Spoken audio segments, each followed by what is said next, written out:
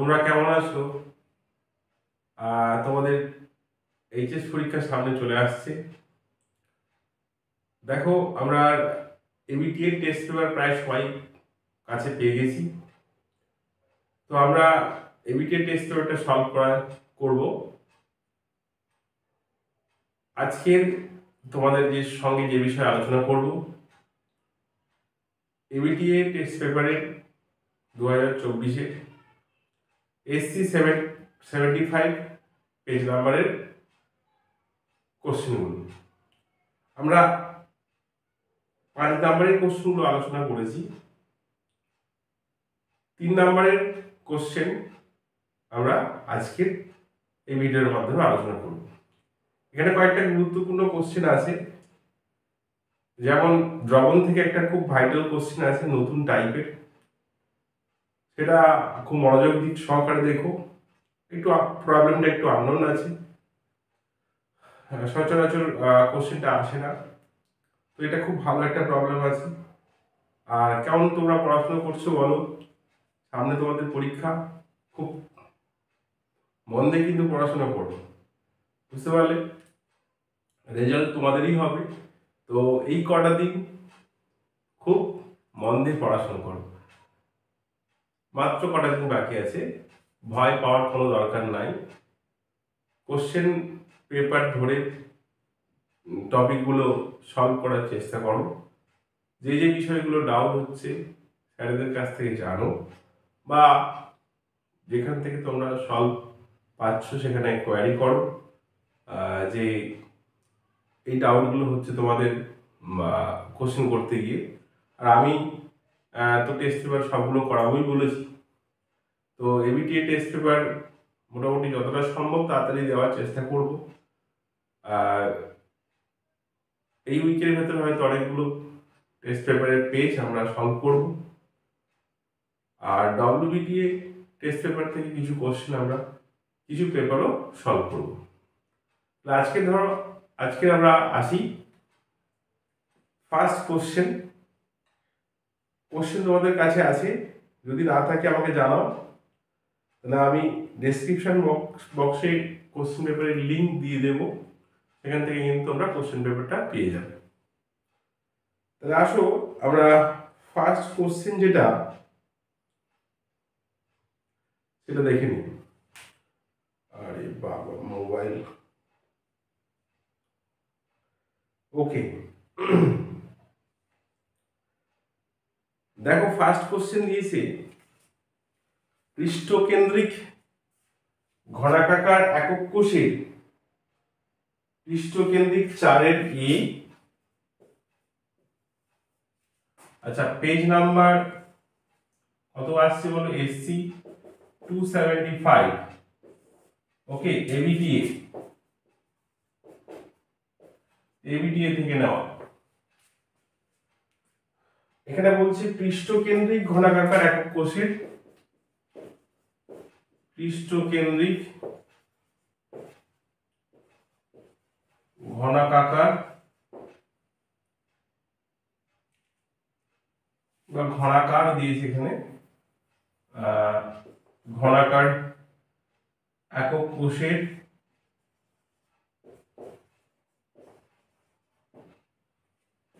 মোট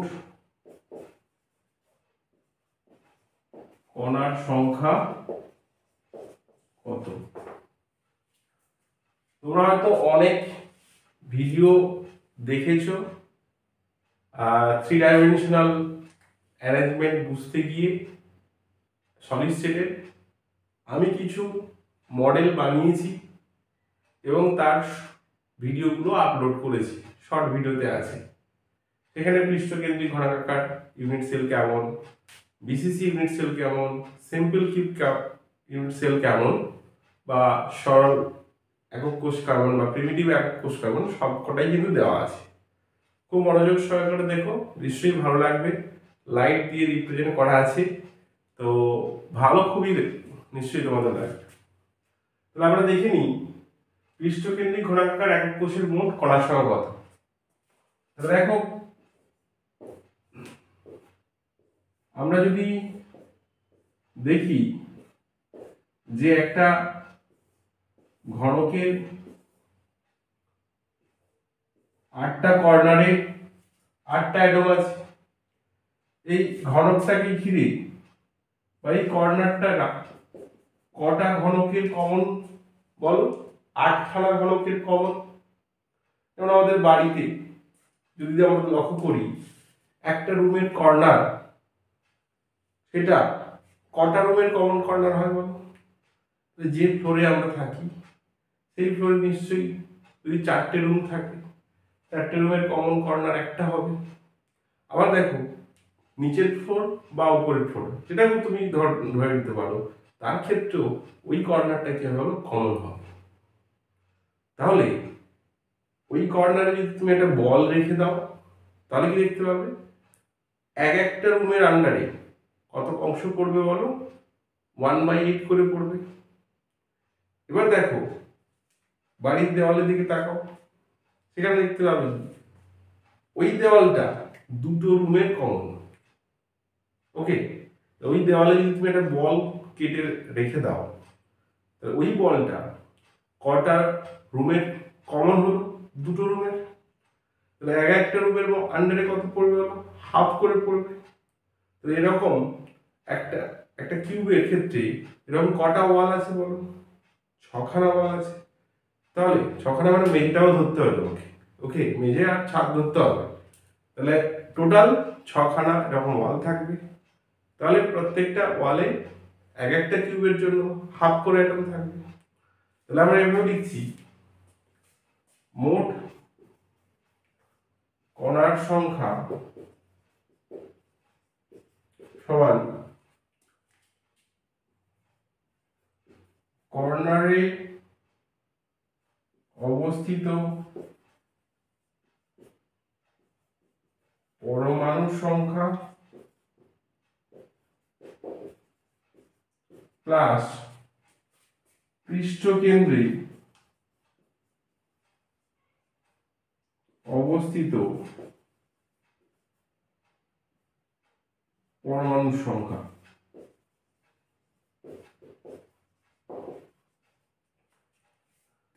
তাহলে এটা পরমাণু বা অণু হতে পারে, সেটা নিয়ে কথা নয়। তাহলে কর্নারে কটা কর্নার আছে বলো? 8টা কর্নার। একটা কর্নারে কটা করে অ্যাটম আছে? 1/8 করে। প্লাস কটা পৃষ্ঠতল আছে বলো? 6টা। একটা পৃষ্ঠে কটা করে অ্যাটম আছে বলো? 1 2। টোটাল কত আসছে? এটা 1 + 3 সমান আসছে হলো 4। তাহলে পৃষ্ঠকেন্দ্রিক ঘনাকাকার একক কোষের মোট সংখ্যা কটা হবে বলো? 4টে। হ্যাঁ, এখানে আমরা অনেকগুলো দেখতে পাবো, কিন্তু এটা তো একটা কিউব আমরা এঁকেছি। এরকম দেখবে অনেকগুলো কিউব পাশাপাশি থাকে, একটা অ্যাটম অনেকগুলো কিউবকে শেয়ার করে। সেটা কিন্তু তোমরা ওই শর্ট ভিডিওতে দেখো। ওকে, আমরা পরের কোশ্চেনটাতে চলে যাই।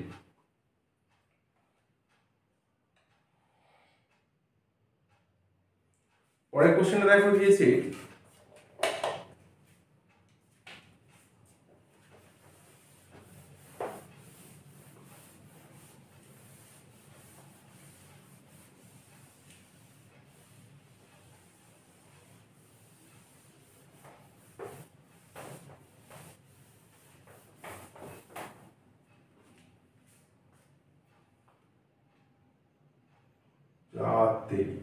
মোবাইল ঘুরে যায়।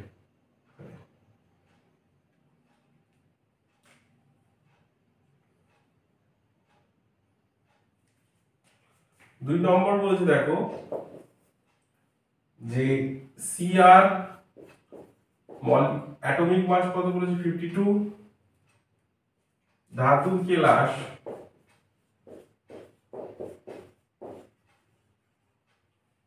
কেলাস ঘনাকার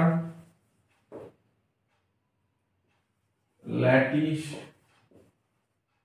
গঠন করে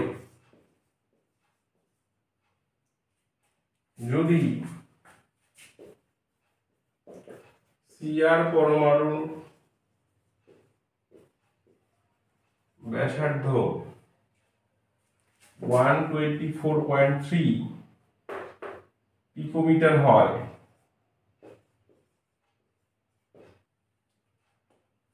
তবে একক কোষের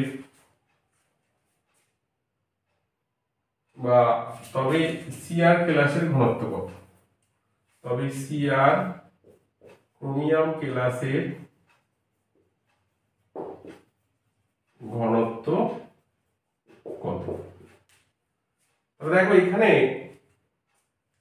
কোনো একক কোষের বা কোনো কেলাসের ঘনত্ব নির্ণয় করতে গেলে ঘনত্ব সমান ঘনত্ব রো সমান আমরা জানি z into m by a cube into n a. Okay, z মানে একক কোষে পরমাণু সংখ্যা, এম বলছে পারমাণবিক ওজন,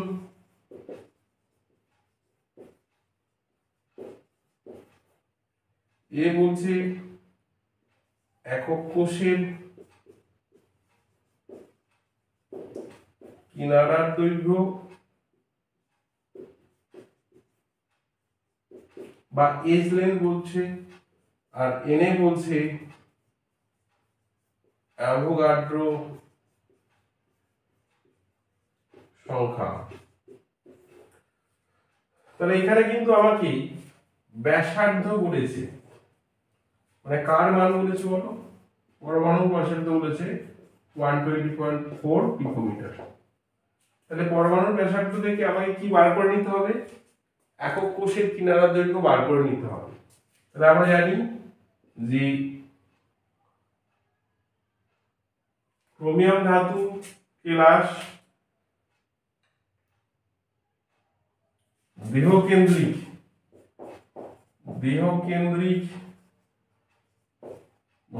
ঘনাকার ল্যাটিস গঠন করে। তাহলে আমরা দেহকেন্দ্রিক একক কোষের ক্ষেত্রে 4r একক কোষের কিনারার দৈর্ঘ্য ও পরমাণুর ব্যাসার্ধের মধ্যে সম্পর্ক আমরা পাই 4r √3, বা এখানে a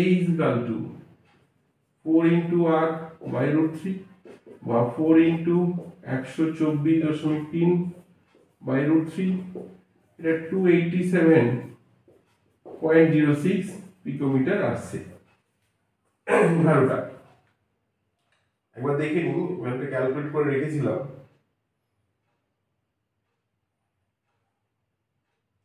হ্যাঁ, 287.06। তাহলে এবার মানগুলো আমরা বসিয়ে দিই। মানগুলো বসালে দেখো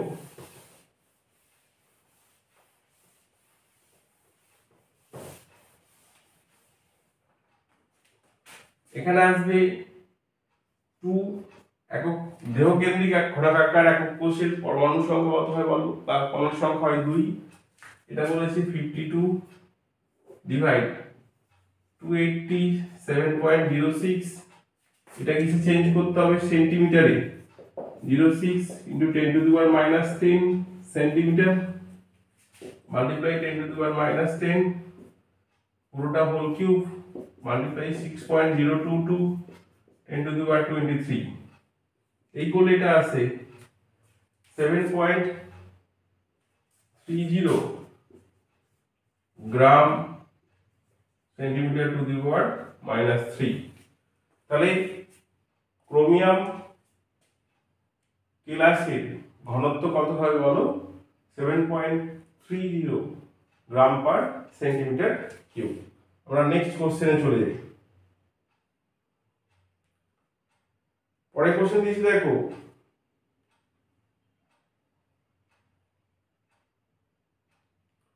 অ্যাজিওট্রপিক মিক্সচার কাকে বলে, উদাহরণ দাও।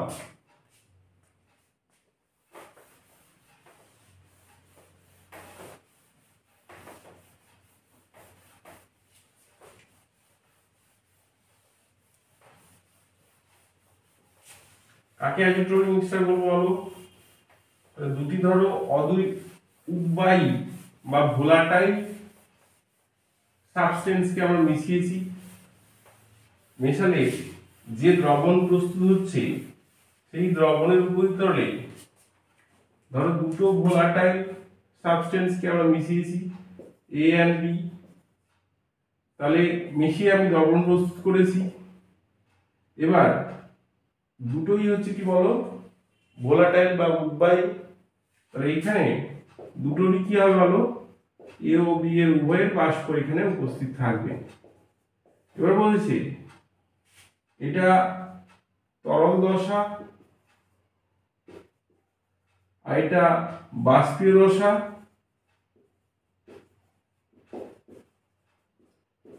তাহলে অ্যাজোট্রপিক মিক্সচার আমরা তাকেই বলবো যদি তরল দশায় উপস্থিত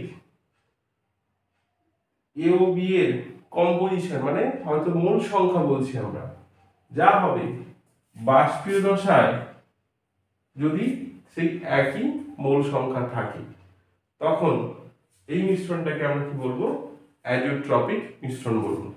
সংজ্ঞাটা আমরা লিখে নিই, তারপরে আসছি।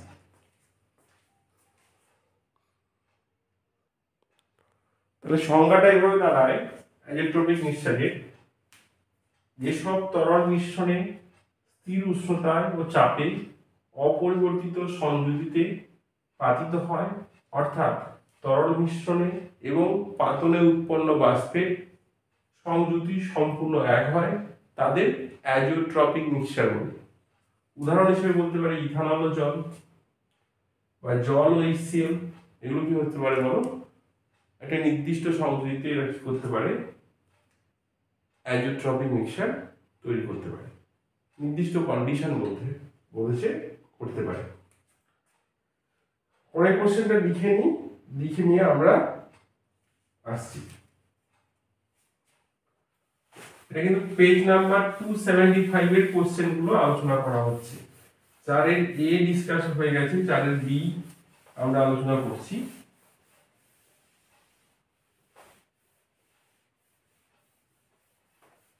এই কোশ্চেনটা দ্রবণ থেকে খুবই ভাইটাল, কেন এরকম কোশ্চেন তোমরা খুব একটা করনি। তো 4 এর বি, এটা খুব ইম্পর্টেন্ট, মন দিয়ে দেখো। 4 এর বি কোশ্চেন নাম্বার 2, যে 50 ডিগ্রি সেন্টিগ্রেড উষ্ণতায় 600 ml 3.5% গ্লুকোজের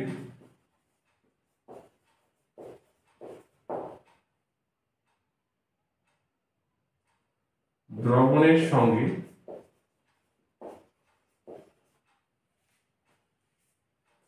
800 ml 2% ইউরিয়া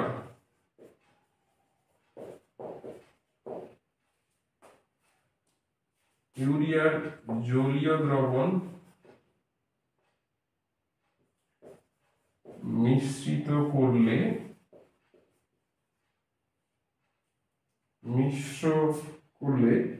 মিশ্র দ্রবণের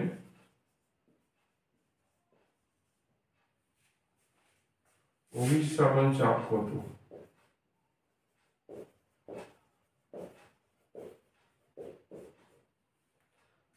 দেখো আমরা লিকুইড মিক্সচার আমরা বানাই, ধরো এই পাত্রে একটা লিকুইড আছে, এই পাত্রে একটা লিকুইড আছে, তাকে যদি আমরা একটা বড় পাত্রে ঢেলে দিই, ওকে, এই পাত্রে যে দ্রাবটা ছিল, সলিউট ছিল, তার পরিমাণ এখানে কি থাকবে বলো, সেম থাকবে, কিন্তু মোলারিটি বা মোলারিটির ভ্যালু পরিবর্তিত হবে। এখানে যে লিকুইড ছিল, এখানে যে সলিউট ছিল, তার অ্যামাউন্ট কিন্তু এখানে যখন মিশ্রণ করছি তার অ্যামাউন্ট বা মোল সংখ্যা সেম থাকবে, কিন্তু মোলারিটি, নরমালিটি বা মোলারিটির ভ্যালু পরিবর্তিত হবে। তাহলে আমরা আগে দেখে নিই যে 60 ml 3.5% গ্লুকোজ দ্রবণে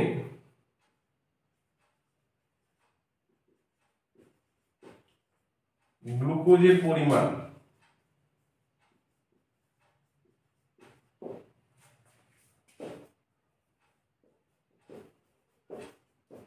কত হচ্ছে বলো?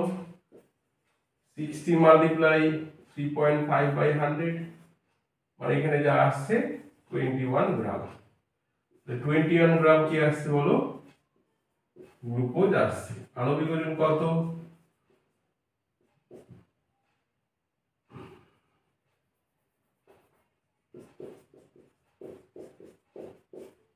এটা আসছে 180। তাহলে গ্লুকোজের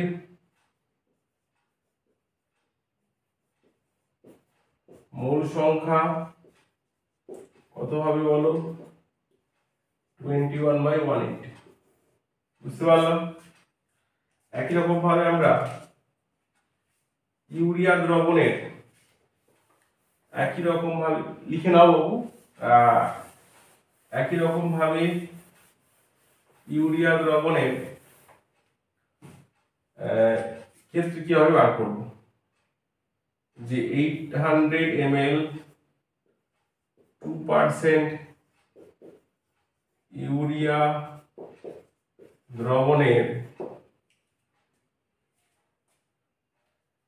ইউরিয়া এর পরিমাণ, ইউরিয়া এর পরিমাণ ইকুয়াল দেখো 800 ইন্টু 2/100, এটা 16 গ্রাম। তাহলে ইউরিয়ার সংকেত কি?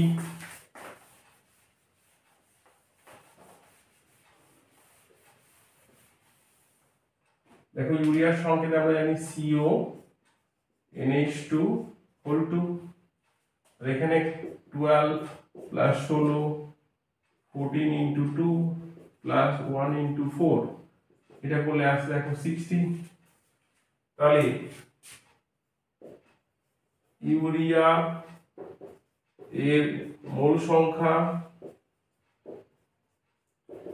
60/60, 16/60। ওকে, ক্লিয়ার হলো? এবার দেখো উষ্ণতা কত বলা আছে। নেক্সট পার্ট হবে উষ্ণতা বলা আছে কত? 50 ডিগ্রি। উষ্ণতা বলা আছে 50 ডিগ্রি সেন্টিগ্রেড। ইকুয়াল আমরা লিখতে পারি 50 প্লাস 273, এটা কেলভিন, বাইরে আসছে দেখো 323 কেলভিন। এবার আমরা অ্যানসারটাতে চলে যাব। আরেকটা কথা লিখবো, দ্রবণের মোট আয়তন সমান 800 প্লাস 600 সমান এটা কত আসছে বলো? 1400 ml। ওকে, এবার দেখো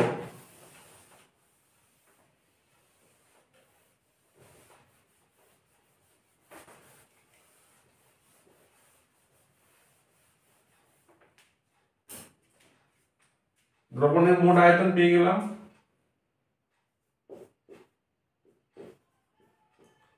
ভ্যান হফের অভিস্রাবণ চাপ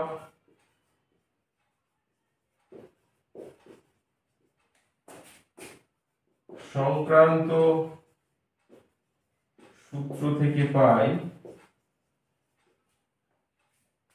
অভিস্রাবণ চাপ পাই is equal to CRT into I। দেখো I কখন I1 হবে? যদি দ্রাব তড়িৎ অবিশ্লেষ্য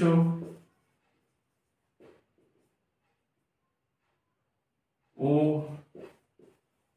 অনুদ্বায়ী হয়।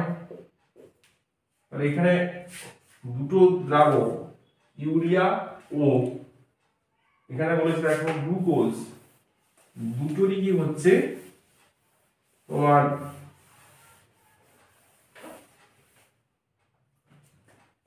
তড়িৎ অবিশ্লেষ্য অনুদ্বায়ী। তাহলে আমরা এটা লিখছি মোলারিটি W2 ইন্টু 1000, বা এখানে দেখছি দ্রবণের মোট মোল সংখ্যা N1 plus N2 by V into 1000 into R into T। তাহলে এটা দেখো 21 বাই 180 প্লাস 16 বাই 60, একটা হচ্ছে ইউরিয়ার একটা হচ্ছে গ্লুকোজের, ইন্টু 1000, 0.082, টেম্পারেচার 323, ডিভাইড এটা কত বলছে হলো 1400। এটা করে যেটা রেজাল্ট আসে, ক্যালকুলেশন করে যেটা রেজাল্ট আসে 7.25 বা 7.325 ATM। তাহলে উক্ত দ্রবণের অভিস্রবণ চাপ কত হলো, বা মিশ্র দ্রবণের অভিস্রবণ চাপ কত হলো 7.25 ATM। পরের কোশ্চেনে আমরা চলে যাই। পরের কোশ্চেন বলছে দেখো, কখন ইনট সেল শূন্য হয়? হ্যাঁ, কখন ইনট সেল শূন্য হয়? দেখো আমরা হাইড্রোজেনের ক্ষেত্রে আমরা জানি প্রমাণ বিজারণ বিভবের মান কত হয় বলো, শূন্য দ্বারা হয়। তাই ই সেল কখন শূন্য হবে? তাহলে এখানে বলছি ই সেল কখন শূন্য হবে, বলছি দেখো যদি তড়িৎ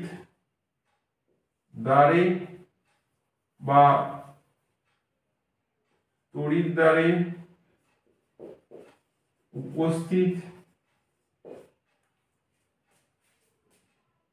মৌল ও দ্রবণে উপস্থিত আয়ন, অর্থাৎ একটি তড়িৎ রাসায়নিক বিক্রিয়ায়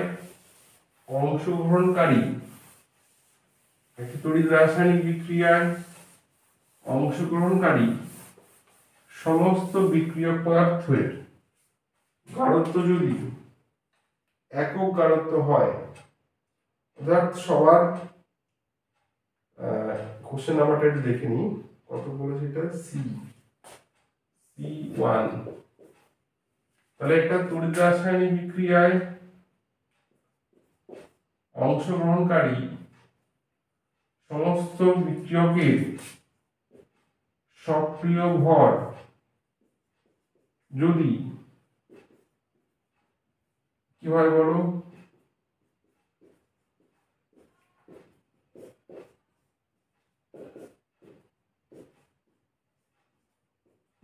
এক হয়, তবে কে ইকুইলিব্রিয়াম কত হয় বলো 1, তখন ইনট সেলের মান কত হচ্ছে, শূন্য হতে পারে। তাহলে কোন প্রমাণ অবস্থায় কোন তড়িৎদ্বারের উপস্থিত বা কোন তড়িৎ রাসায়নিক কোষে উপস্থিত বিক্রিয়ক ও বিক্রিয়াজাত পদার্থের গাঢ়ত্বগুলো যদি কি হলো একক গাঢ়ত্ব হয়, তবে আমি ওই প্রমাণ অবস্থায় ওই তড়িৎ কোষের প্রমাণ বিজারণ বিভবের মান কত পেতে পারি বলো, শূন্য পেতে পারি। শূন্য কেবলমাত্র হাইড্রোজেনের ক্ষেত্রেই হয়ে থাকে। পরে বলেছে দেখো কোশ্চেন নাম্বার 2, কোশ্চেন নাম্বারটা আমরা লিখে নিই, আগে কোশ্চেনটা লিখে নিয়ে তারপরে আসি।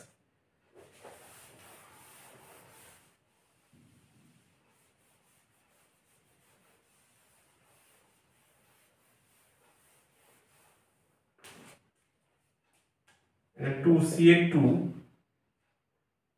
Ag plus Fe2 plus arrow Ag plus Fe3 plus.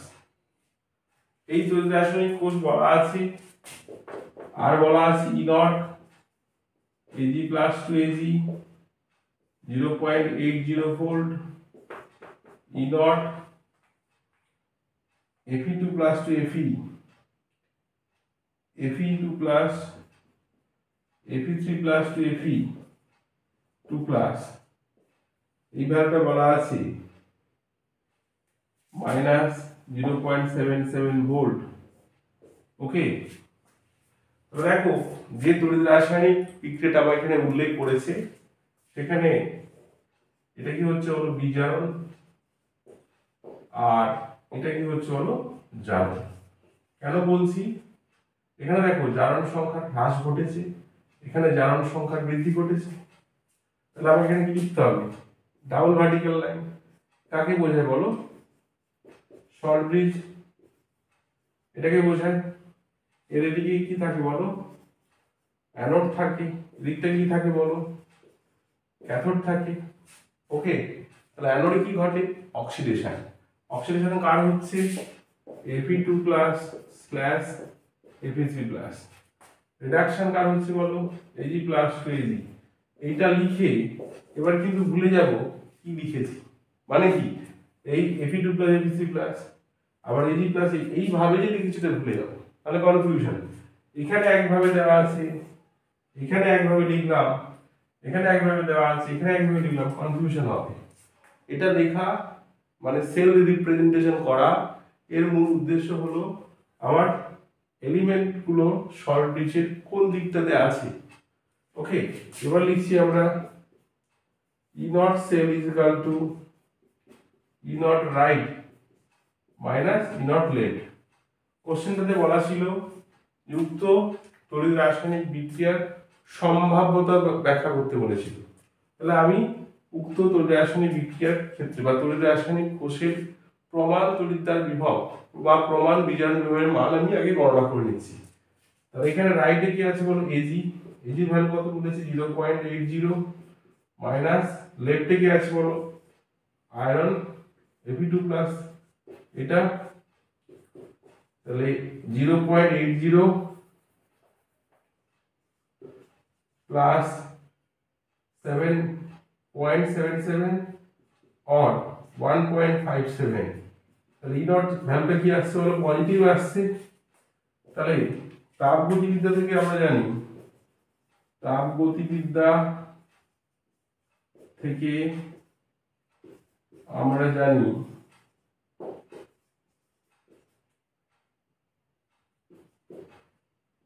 Delta g naught minus n f e naught cell, যদি ই নট সেলের মান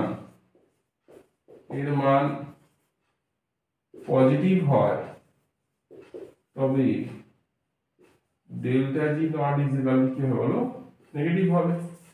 আমরা জানি কোন একটি প্রক্রিয়ায় মুক্ত শক্তির পরিবর্তন যদি কি হয় বলো, ঋণাত্মক হয় বা নেগেটিভ হয়, তাহলে সেই প্রক্রিয়াটা কি হলো, স্বতঃস্ফূর্তভাবে সংঘটিত হয়।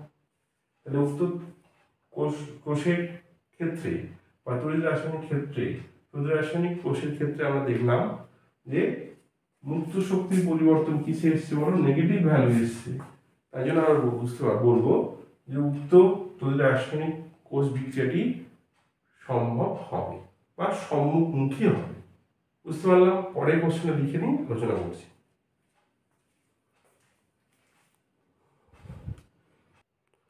পরের কোশ্চেনে দিয়েছে দেখো, প্রমাণ হাইড্রোজেন তড়িৎদ্বার বিজারণ বিভবের মান কত। তাহলে প্রমাণ হাইড্রোজেন তড়িৎদ্বার বিভবের মান এভাবে আমরা লিখব, is equal two 0.00 volt, 0.00 volt বা 0 ভোল্ট আমরা লিখি। আইপিএসসি নিয়ম অনুযায়ী প্রমাণ হাইড্রোজেন তড়িৎদ্বার বিভবের মান কত বলছে বলো, 0.00 ভোল্ট। এবার বলছে পরের কোশ্চেন যেটা আছে দেখো, যে একটা কোষ বিক্রিয়া বলা আছে, ওই কোষ বিক্রিয়ায় সাম্য ধ্রুবকের মান তোমার গণনা করতে বলেছে ও প্রমাণ মুক্ত শক্তির মান গণনা করতে বলেছে।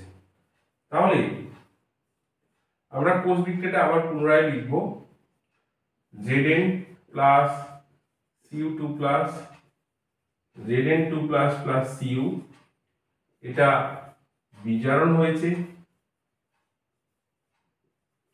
এটার জারণ হয়েছে। তাহলে এখানে সেল রিপ্রেজেন্টেশন বা কোষের আমরা কোষের লিখছি আমরা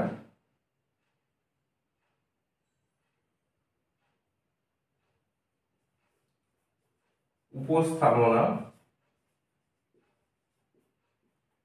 এটা লিখছি দেখো সল্ট ব্রিজ, এদিকটা থাকবে অ্যানোড, এদিক থাকবে ক্যাথোড, এখানে দেখো zinc Zn2 plus Cu2 plus Cu, এরকম থাকছে। তাহলে ই নট সেলের মান কত এখানে হচ্ছে, E naught right minus E naught left.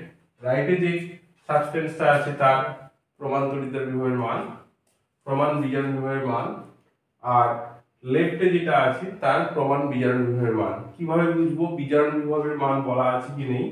দেখো এখানে জারণ সংখ্যা কি হচ্ছে বলো, পরিবর্তন হয়েছে, বেশি থেকে কমেছে, এখানেও তাই বেশি থেকে কমেছে, ঠিক আছে। তাহলে এখানে আমরা লিখছি 0.34 minus minus of 0.76 is equal two 1.1 volt. তাহলে প্রমাণ তড়িৎদ্বার বিভবের মান আমরা উক্ত কোষের ক্ষেত্রে তড়িৎ রাসায়নিক ক্ষেত্রে পেয়ে গেলাম। এবার বলছি দেখো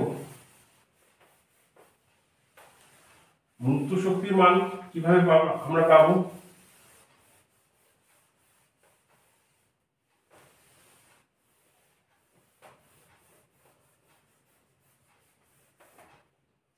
মুক্ত শক্তির মান তাহলে তাপগতিবিদ্যা থেকে আমরা লিখতে পারি delta g naught is equal to minus n f e naught sell.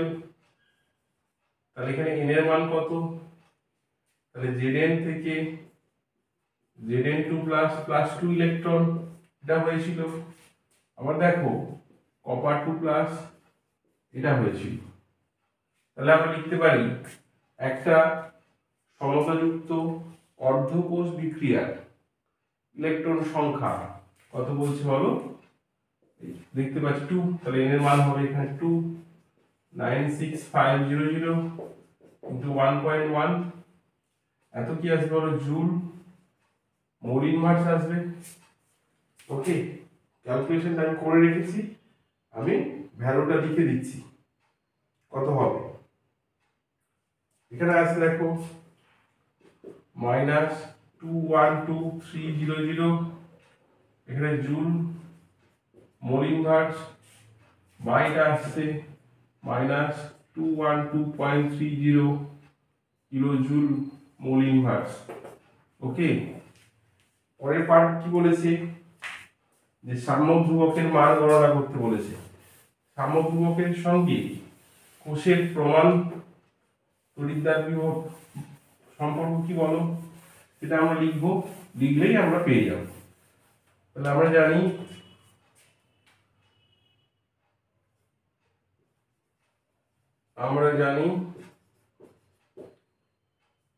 E naught cell is equal to 0.059 by n log 10 base k equilibrium, বা এখানে আসছে log 10 base k equilibrium E naught cell multiply to divide 0.0591,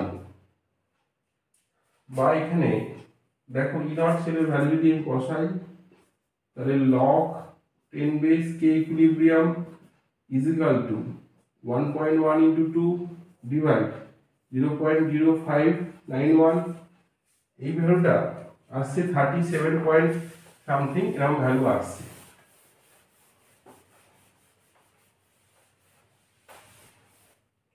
তাহলে এখানে log 10 base k equilibrium is equal two, এখানে value কত আসছে বলো?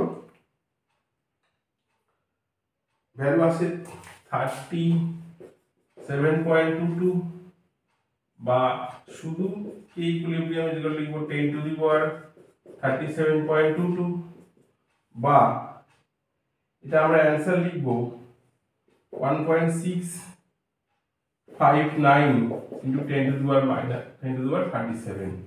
ওকে, তাহলে সাম্য ধ্রুবক k ইকুইলিব্রিয়ামের মান আমরা পেলাম। আমরা পরবর্তী কোশ্চেনটা লিখে নিই, লিখে আমরা করার চেষ্টা করছি।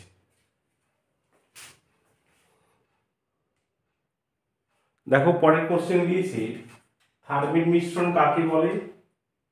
তারপরে কোশ্চেন আছে, দেখো জিঙ্কের স্ফুটনাঙ্ক 820 ডিগ্রি সেন্টিগ্রেড, কিন্তু জিঙ্কের কার্বন বিকিরণ বিক্রিয়াটি 1300 ডিগ্রি থেকে 1400 ডিগ্রি সেন্টিগ্রেড উষ্ণতায় করা হয় কেন? প্রথম উত্তরটা আমরা জেনে নিই। থার্মিক পদ্ধতিতে উৎপন্ন গলিত আয়রন ধাতু জোড়া দেওয়ার কাজে লাগে, যেমন রেল লাইনের বা যন্ত্রের ফাটল জোড়া দেওয়ার জন্য ব্যবহার করা হয়। এই পদ্ধতিকে থার্মিক ওয়েল্ডিং বলে। এই পদ্ধতিতে যে সমস্ত বিক্রিয়ক পদার্থ নেওয়া হয় সেগুলি হলো 3 ভাগ Fe2O3 বা ফেরিক অক্সাইড এবং 1 ভাগ অ্যালুমিনিয়াম চূর্ণের মিশ্রণ। একে আমরা থার্মিক মিক্সচার বলি। উত্তরটা তোমাদের বোঝা গেছে। নেক্সট কোশ্চেন আছে, দেখো জিঙ্কের স্ফুটনাঙ্ক 820 ডিগ্রি সেন্টিগ্রেড উষ্ণতা, কিন্তু জিঙ্কের কার্বন বিকিরণ বিক্রিয়াটি 1300 থেকে 1400 ডিগ্রি সেন্টিগ্রেড উষ্ণতায় করা হয় কেন? তাহলে দেখো আমরা অ্যান্সারটা এভাবে করব। কার্বন বিজারণের সময় জিঙ্ক অক্সাইড বিজারিত হয় এবং কার্বনকে জারিত করে কার্বন ডাই অক্সাইডে পরিণত করে। উৎপন্ন কার্বন ডাই অক্সাইড কোকের সঙ্গে বিক্রিয়ায় কার্বন মনোক্সাইড গঠন করে এবং এটি একটি তাপগ্রাহী বিক্রিয়া। এই বিক্রিয়ায় কাজেই কার্বন বিজারণ বিক্রিয়াটি 820 ডিগ্রি সেন্টিগ্রেড উষ্ণতা সংগঠিত করলে বিক্রিয়াকালের উষ্ণতা 820 ডিগ্রির নিচে নেমে যাবে। এর ফলে বাষ্পীভূত জিঙ্ক বাষ্পীভূত হতে পারবে না, ফলে রিটর্ট থেকে জিঙ্ক বেরিয়ে যাবে না। তাই জন্য কার্বন বিজারণ পদ্ধতিতে জিঙ্কের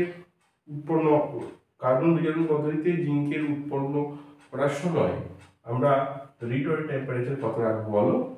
1300 থেকে 1400 ডিগ্রি সেন্টিগ্রেড উষ্ণতা। বুঝতে পারলাম। আমরা পরের কোশ্চেনে চলে যাই।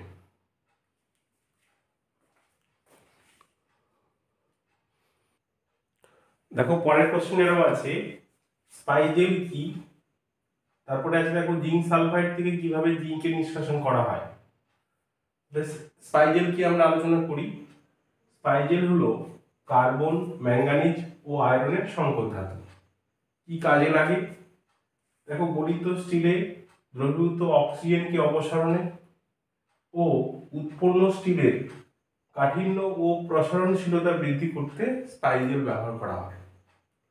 নেক্সট কোশ্চেন বলতে, দেখো জিঙ্ক সালফাইড থেকে কিভাবে জিঙ্ক নিষ্কাশন করা হবে।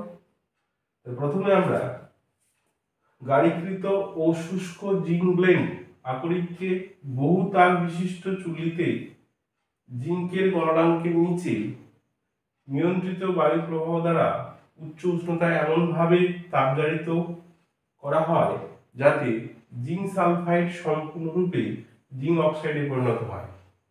রাসায়নিক বিক্রিয়াটা উল্লেখ করতে হবে। তারপরে ধাপে বলছে, দেখো তাপজারিত আকরিক এতে মূলত কি থাকে বলো? জিঙ্ক অক্সাইড থাকে। এর সঙ্গে অতিরিক্ত কোপশূন্য মিশিয়ে মিশ্রণটিকে অগ্নিসহ মাটির রটারে বা বক যন্ত্রে নিয়ে 1300 থেকে 1400 ডিগ্রি সেন্টিগ্রেড উষ্ণতায় উত্তপ্ত করা হয়। এর ফলে জিঙ্ক অক্সাইড ধাতব জিঙ্ক কে পরিণত হয়, একই সঙ্গে কার্বন মনোক্সাইড উৎপন্ন হয়। রাসায়নিক বিক্রিয়াটাও এখানে উল্লেখ করতে হবে।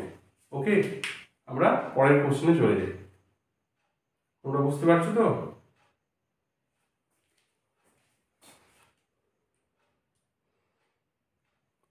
দেখো পরের কোশ্চেন দিয়েছে, সন্ধিবদ্ধ মৌলের মধ্যে কোন মৌলের অধিক জারণ স্তর দেখা যায়? এখানে আমরা লিখব ম্যাঙ্গানিজ, লিখব Mn লিখব, ঠিক আছে। পরের কোশ্চেনে দিয়েছে দেখো, তাহলে 1 এর 4 এর ই এর 1 এর অ্যান্সারটা হবে ম্যাঙ্গানিজ। তারপরে বলছে সেকেন্ড অ্যান্সার বলছে দেখো TiCl রঙিন কিন্তু TiCl4 বর্ণহীন কেন? তাহলে TiCl যৌগে Ti এর জারণ সংখ্যা কত বলো? x plus minus 1 into 3 is equal to 0 plus 3, R TiCl4 যৌগে Ti এর জারণ সংখ্যা x plus minus 1 into 4 is equal to 0, x is equal to 4। Titanium কত জানি বলো? 22, argon 18, 3d 4s2 3d2, titanium 3 plus, argon 18 3d1, titanium 4 plus, argon 18। তাহলে আমরা দেখতে পাচ্ছি যে টাইটেনিয়াম 3 প্লাসে ডি ইলেকট্রন উপস্থিত, কিন্তু টাইটেনিয়াম 4 প্লাসে কোনো ডি ইলেকট্রন নেই। আমরা জানি কোনো মৌলের ক্ষেত্রে যদি অসম্পূর্ণ ডি কক্ষ থাকে তাহলে সেক্ষেত্রে তার T2G ও EG এর মধ্যে ইলেকট্রনের স্থানান্তর ঘটে এবং যৌগটিকে বা মৌলটিকে আমরা রঙিন দেখি। তাহলে টাইটেনিয়াম 3 প্লাসে T2G টু EG এর স্থানান্তর ঘটতে পারে, কিন্তু Ti4 প্লাসে ডি ইলেকট্রন না থাকায় এখানে T2G ও EG এর মধ্যে কোনো স্থানান্তর ঘটবে না। তাই আমরা বলতে পারবো TiCl3 যৌগ রঙিন কিন্তু TiCl4 যৌগ বর্ণহীন। আমরা পরের কোশ্চেনে চলে যাই।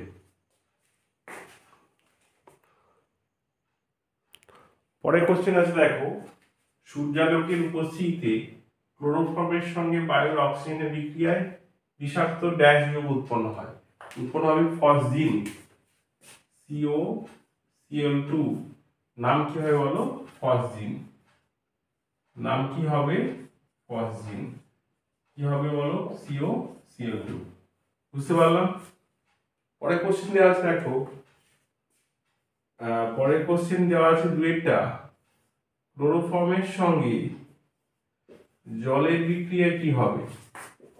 জল বা NaOH or HCl সবার কিন্তু একই ব্যাপার ঘটবে। কি হবে বলো? H bond C double bond OH, formic acid পাবো।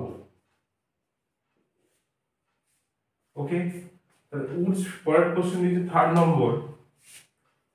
নম্বর উডস ফিটিং রিঅ্যাকশনের উদাহরণ বলতে বলেছে।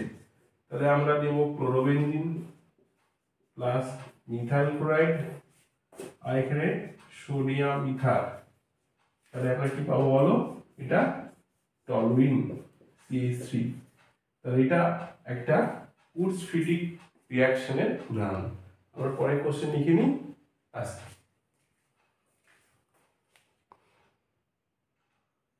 পরের কোশ্চেনটা দিয়েছে দেখো, 4 G1 লুকাস বিকারক দ্বারা 1 ডিগ্রি 2 ডিগ্রি 3 ডিগ্রি অ্যালকোহল কিভাবে পার্থক্য করবে? আরেকটা সেকেন্ড কোশ্চেন আরেকটা আছে, অথবা কোশ্চেনও আছে। আমরা প্রথম কোশ্চেনটা দেখি, যে আমরা এরকম 3টে কলাম বানিয়ে নেব। একটাতে লিখব 1 ডিগ্রি অ্যালকোহল, একটাতে লিখব 2 ডিগ্রি অ্যালকোহল, একটাতে লিখব 3 ডিগ্রি অ্যালকোহল।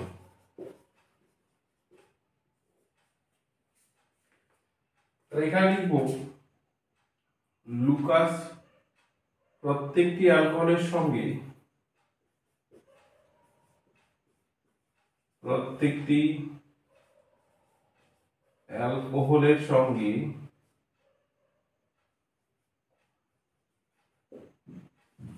লুকাস বিকারক যোগ করা হলো। তাহলে 1 ডিগ্রি অ্যালকোহলে কোনো ঘোলাটে দ্রবণ তৈরি হলো না। লুকাস বিকারক সেকেন্ড ডিগ্রি অ্যালকোহল কি হবে বলো? লুকাস বিকারক যোগ করার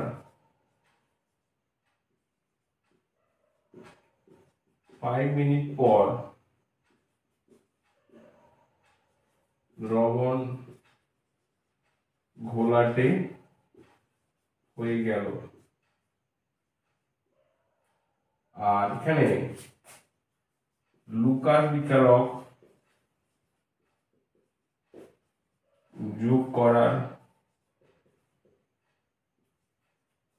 সঙ্গে সঙ্গে দ্রবণটি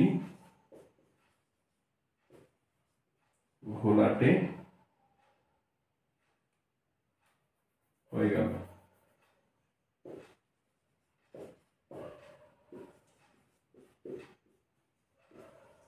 এই তোমাকে লিখতে হবে। ওকে, তাহলে 1 ডিগ্রি অ্যালকোহল কোনো ঘোলাটে দ্রবণ তৈরি হলো না, বা একদিন পর ঘোলাটে দ্রবণ তৈরি করলো। 2 ডিগ্রি অ্যালকোহল 5 মিনিট পর ঘোলাটে দ্রবণ তৈরি করলো। 3 ডিগ্রি অ্যালকোহল সঙ্গে সঙ্গে ঘোলাটে দ্রবণ তৈরি করলো। কেন হয় বলছি দেখো, লুকাস বিকারক যোগ করলে বিক্রিয়ার মাধ্যমে কার্বোক্যাটায়ন তৈরি করে। তাহলে কার্বোক্যাটায়ন আমরা জানি 3 ডিগ্রি কার্বোক্যাটায়ন সবচেয়ে বেশি স্টেবল, তারপর হচ্ছে 2 ডিগ্রি, তারপর 1 ডিগ্রি। এই জন্য 3 ডিগ্রি অ্যালকোহল থেকে যে 3 ডিগ্রি কার্বোক্যাটায়ন তৈরি হচ্ছে সেটা ইমিডিয়েট কি হচ্ছে বলো, ক্লোরাইড ফর্ম হচ্ছে এবং দ্রবণটা ঘোলাটে হয়ে যাচ্ছে। আমরা পরের কোশ্চেনে চলে যাই।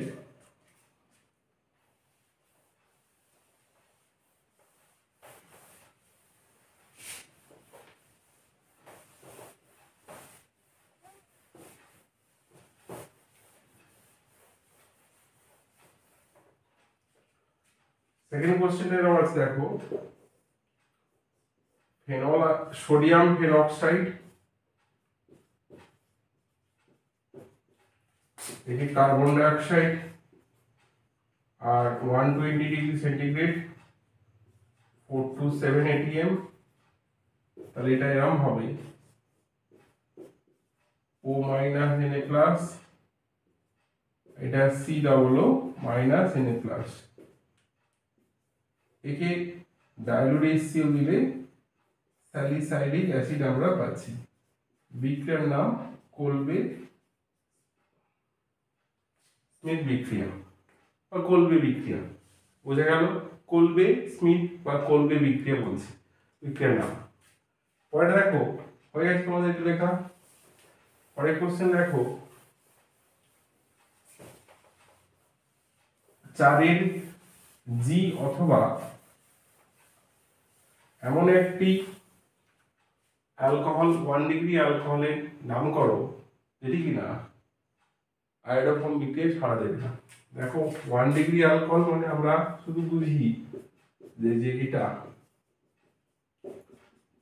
1 ডিগ্রি কার্বন, একমাত্র ইথানল হচ্ছে 1 ডিগ্রি অ্যালকোহল যেটা কিনা আয়োডোফর্ম বিক্রিয়ায় ছাড়া যায়। দেখো এটার ক্ষেত্রে CH3 CH2 এটাও একটা 1 ডিগ্রি অ্যালকোহল, কিন্তু এখানে এই ফাংশনাল গ্রুপ উপস্থিত নেই। আছে কি এটা দেখো, এটা তাহলে এখানে CH2 হচ্ছে, CH2 থাকলে তো হবে না, থাকতে হবে কি বলো CH3। তাহলে প্রোপান 1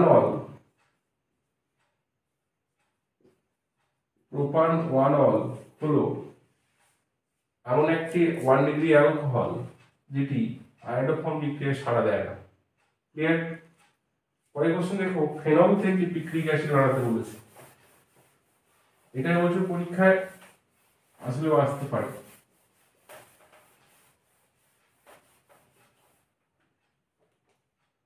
তাহলে ফেনল একে আমরা কনসেন্ট্রেট H2SO4, তাহলে এটা এরকম হবে OH SO3H, বা এটা OH SO3H, একে আমরা মিক্সড অ্যাসিড দেব কনসেন্ট্রেটেড H2SO4 আর কনসেন্ট্রেটেড HNO3 দিলে আমরা কি পাবো বলো, 2,4,6 ডাইনাইট্রোফেনল বা পিক্রিক অ্যাসিড। ওকে, বোঝাতে পারলাম। পরেরটা দেখো, পরেরটা বলেছি যে পার্থক্য লেখো প্রোপান 1 অল ও প্রোপান 2 অলের পার্থক্য লিখতে বলেছে। প্রোপান 1 অল ও প্রোপান 2 অল, তাহলে আমরা এক্ষুনি দেখলাম CH3 CH2 CH2OH, আর দেখো এটা CH3C OH H, এটা CH3, তাহলে এই অ্যালকোহল দেখো কোন গ্রুপ পেয়ে যাচ্ছি, CH3 CH2OH, তাহলে এখানে দেখছি যুক্ত দ্রবণের সঙ্গে NaOH ও I2 যোগ করা হলো। এখানে অবজারভেশন কি লিখবো, কোন হলুদ বর্ণের অদক্ষেপ তৈরি হলো না। এটা হলুদ বর্ণের পদক্ষেপ তৈরি হলো। রাসায়নিক বিক্রিয়া তোমাকে এখানে উল্লেখ করতে হবে, রাসায়নিক বিক্রিয়া এখানে তোমাকে উল্লেখ করতে হবে। NaOH I2, যেটা পাবো CH3 C double bond O, CH3 হবে না, O minus Na plus plus CH I3। ওকে, আমরা নেক্সট কোশ্চেনে চলে যাই। এটা আমরা বুঝতে পেরেছি। ওকে,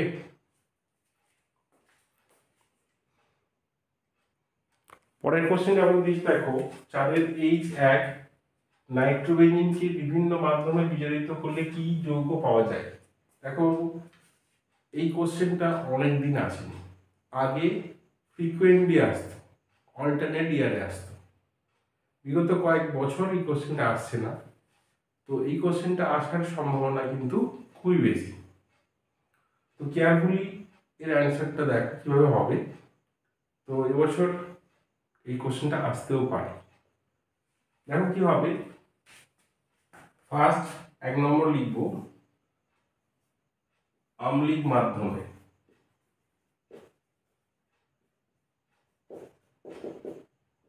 তাহলে নাইট্রোবেঞ্জিন রাখবো, এটা আমরা সকলেই পরিচিত SnHCl, তাহলে কি হবে বলো, এটা অ্যানিলিন পাওয়া। ওকে, 2 নম্বর লিখছি আমরা প্রশম মাধ্যমে,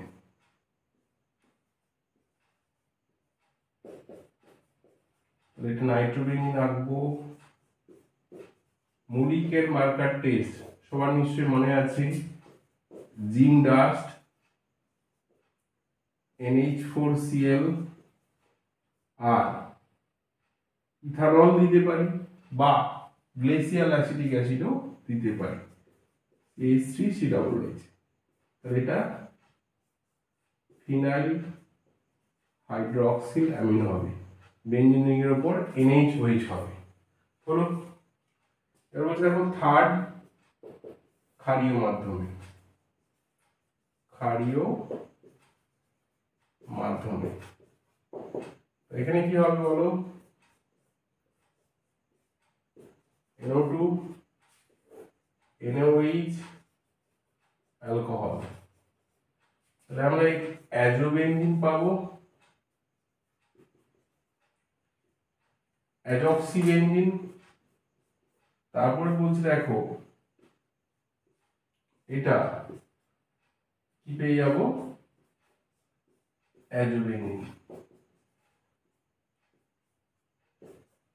এটা হবে কি করেছিলাম, NaOH অ্যালকোহল। আরেকটা পার্ট আছে ক্ষারীয় মাধ্যমে বা NaOH যদি আমরা জলীয় মাধ্যমে যোগ করি তাহলে কি ঘটবে, তাহলে দেখো ওটাও খুব ইজি, দুটো স্টেপ একই হবে, নাইট্রোবেনজিন NaOH আর ওয়াটার। তাহলে এখানে কি পাবো, অ্যাজক্সিবেনজিন,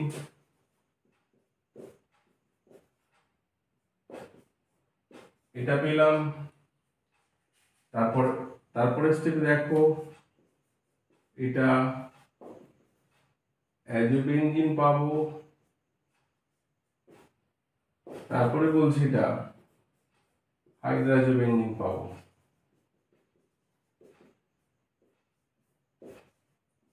এটা হবে, বুঝলাম। তাহলে বিভিন্ন মাধ্যমে নাইট্রোবেনজিনের বিজারণ বিক্রিয়াগুলো আমরা লক্ষ্য করলাম। ওকে, পরের কোশ্চেন চলে যাই। পরের কোশ্চেন দিয়েছে দেখো,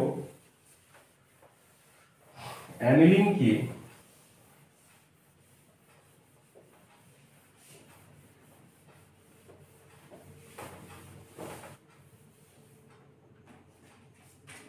ডায়াজোটাইজেশন আমরা করেছি,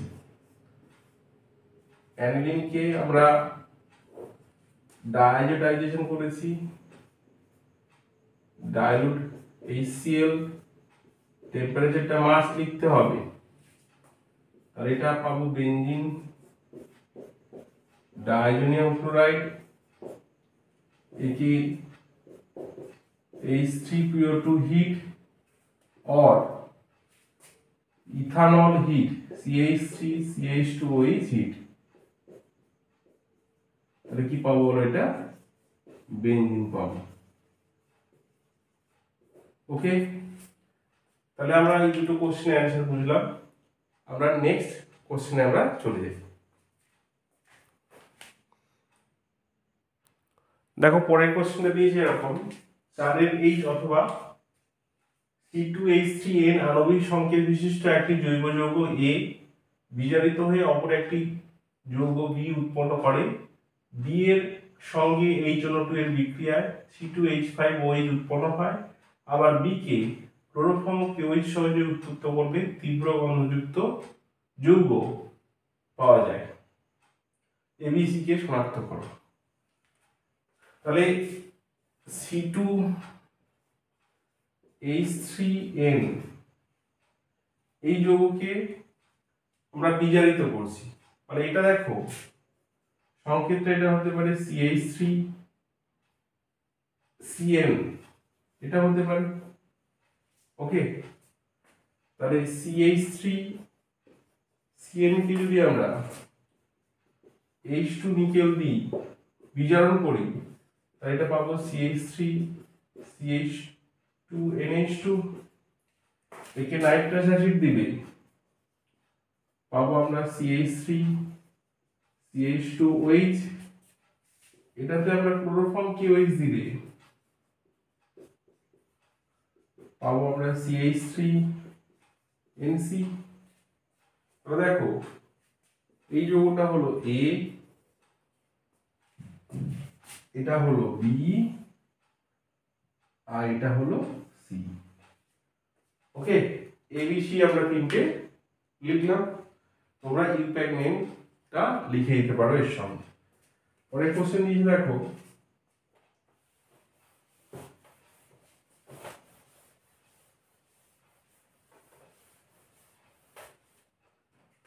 তাহলে CH3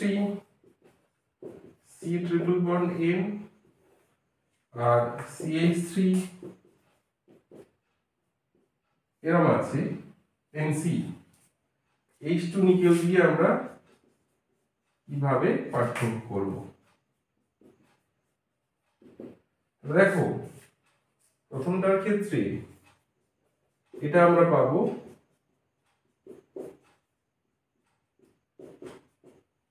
একটা 1 ডিগ্রি অ্যামিন, এটার ক্ষেত্রে আমরা পাবো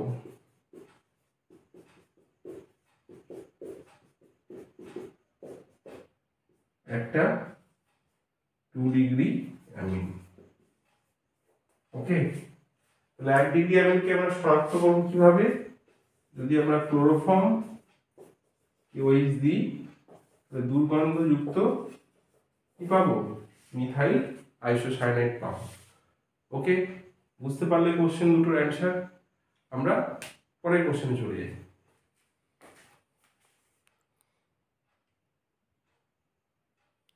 পরের কোশ্চেন দিয়ে দেখো, পেপটাইড বন্ধন কাকে বলে? ভিটামিন B12 এ কোন সন্ধিগত মৌল থাকে? গ্লুকোজের ওসাজন বিক্রিয়াটি লেখো। প্রথম কোশ্চেনটা আমরা আসি, পেপটাইড বন্ধন কাকে বলে? বা দেখো সংজ্ঞাটা এমন হবে, একই বা ভিন্ন অ্যামাইনো অ্যাসিডের দুটি অণু যখন পরস্পরের সঙ্গে যুক্ত হয় তখন একটির COOH গ্রুপের সঙ্গে অপরটির NH2 গ্রুপের বিক্রিয়ায় C++ ও বন্ড NH বন্ড বন্ধন সৃষ্টির মাধ্যমে একটি নতুন যৌগ গঠিত হয় এবং সেই সঙ্গে এক অণু জল নির্গত হয়। এইভাবে সৃষ্ট C++ ও বন্ড NH বন্ধনটিকে পেপটাইড বন্ধন এবং উৎপন্ন যৌগটিকে পেপটাইড বলে। ওকে, পরের কোশ্চেন দেখো, সেকেন্ড কোশ্চেন যেটা ছিল, B12 ভিটামিনে কোন সন্ধিগত মৌল থাকে? উত্তর হবে কোবাল্ট। উত্তর হবে কি বলো? কোবাল্ট। পরে বলছি দেখো, গ্লুকোজের ওসাজন বিক্রিয়াটি লেখো। তাহলে আমরা গ্লুকোজের ওসাজন বিক্রিয়াটি আমরা লিখে ফেলবো। কার সঙ্গে হয় বলো? গ্লুকোজ কার সঙ্গে বিক্রিয়া করে ওসাজন তৈরি করে? আমরা জানি কি বলো? Phenyl hydrogen. গ্লুকোজের স্ট্রাকচার আমরা আঁকবো এভাবে, CH2OH। এটা আগেও আমরা আলোচনা করেছি ইয়ারের কোশ্চেনগুলোতে, রাইট লেফট রাইট রাইট। এটা হাইড্রোজেন হাইড্রোজেন হাইড্রোজেন হাইড্রোজেন দিলাম, এখানে ফিনাইল হাইড্রোজেন দেবো, H2N bond NH bond C6H5 আর H+ এখানে দেবো। এটা হবে C++N bond NH bond C6H5।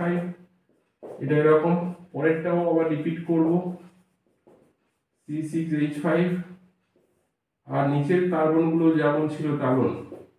এটা OH, এটা OH, এটা HOH, এটাকে বলে ওসাজন। তাহলে আমরা